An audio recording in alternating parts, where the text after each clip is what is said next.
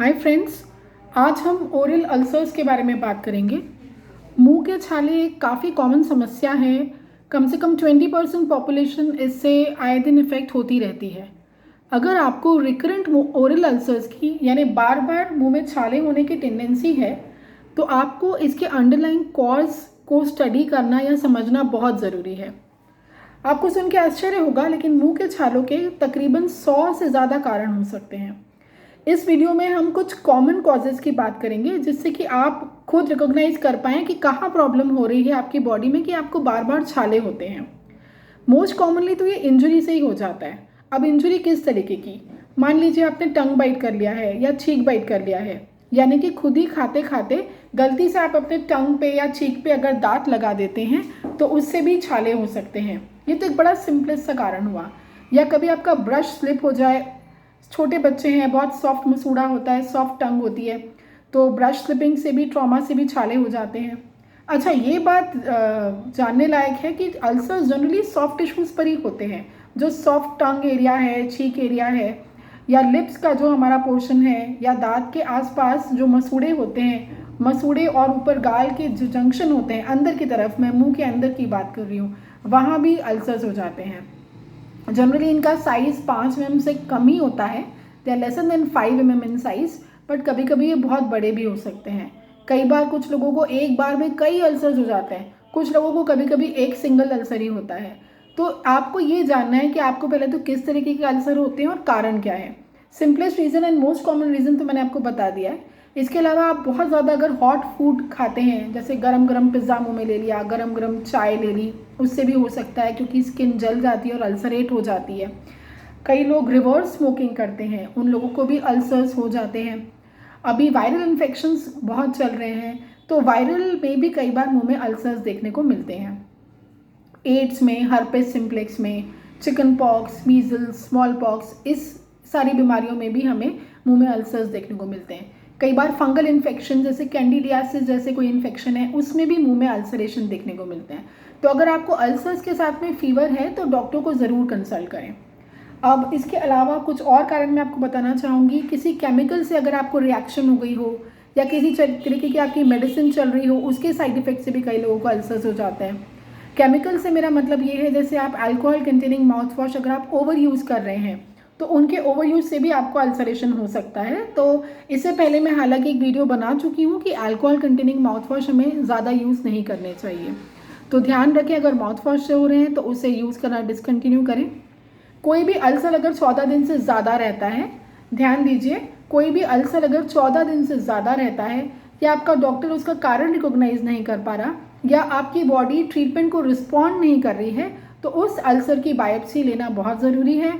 आप अपने डॉक्टर को या डेंटिस्ट को कंसल्ट करें अगर अल्सर ऑनगोइंग है, 14 डेज से ज़्यादा, या रिकरेंट अल्सर हो रहा है, और साथ ही में स्पेशली अगर आप टोबैको और अल्कोहल की हैबिट भी रखते हैं, क्योंकि कोई भी अल्सर जो कि लॉन्ग स्टैंडिंग ड्यूरेशन का होता है वो कैंसर के स्टार्टिंग पॉइंट का इंडिकेटर हो सकता है। तो ऐसे केसेस में अपने डॉक्टर को टाइमली कंसल्ट करें। आगे कुछ और कारण की तरफ बढ़ते हैं। देखिए, इन्फेक्शंस के अलावा कई बार स्किन रैशेस, अगर आपकी स्किन पे रैशेस है, कोई स्किन डिसीजेस हैं, तो उसमें भी साथ में मुंह में अल्सर्स देखने को मिलते हैं। इसके अलावा किसी स्ट्रेस से अगर आप गुजर रहे हो, चाहे वो फिजिकल स्ट्रेस हो या मेंटल स्ट्रेस हो, आप बहुत ज़्यादा थक जाते हैं, आप बीमार रहते हैं, फटीग बहुत हो रहा है आपको, तो उसमें भी अल्सरेशन हो जाता है।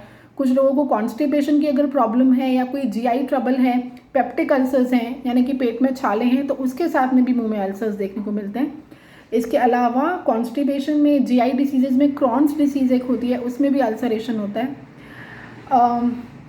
इंजरीज़ के बारे में मैं ऑलरेडी बात कर चुकी हूँ। एक और इंजरी जो मुंह में हो सकती है वो शार्प टीथ के कारण हो सकती है। आपका कोई इरिटेटिंग डेंचर है, यानी कि कोई डेंचर आपने ऐसा पहना हुआ है मुंह के अंदर ऑलरेडी जो आपको इरिटेट करता है या चुभता है, या कोई कस्प आपका टूटने से, खिरने से टीथ शार्प हो गया है, तो उससे कारण भी जो टंग और चीक्स में इंजरी होती है, क्योंकि जब आप खाते हैं तो टंग रब करती है ना टीथ पे, तो उससे भी अल्सरेशन हो सकता है। तो उस शार्प टीथ को राउंड अप करवाएं, अपने डेंटिस्ट के पास जाकर डेंचर को एडजस्ट करवाएं ताकि वो अल्सरेशन बढ़े ना। कोई भी अल्सरेशन लॉन्ग स्टैंडिंग केस में, ट्रॉमा, कोई भी लॉन्ग स्टैंडिंग केस में कैंसर का रूप कभी भी परिवर्तित हो सकता है या ले सकता है। तो kindly be vigilant in that case. इसके अलावा कुछ ऑटो इम्यून डिसीजेज़ में भी अल्सरेशन देखने को मिलता है। एड्स मैं ऑलरेडी बता चुकी हूँ, वायरल इन्फेक्शंस, फंगल इन्फेक्शंस की बात हम कर चुके हैं। Bacterial infections like TB, syphilis, एनक, इसमें भी अल्सरेशन मुंह में देखने को मिलता है।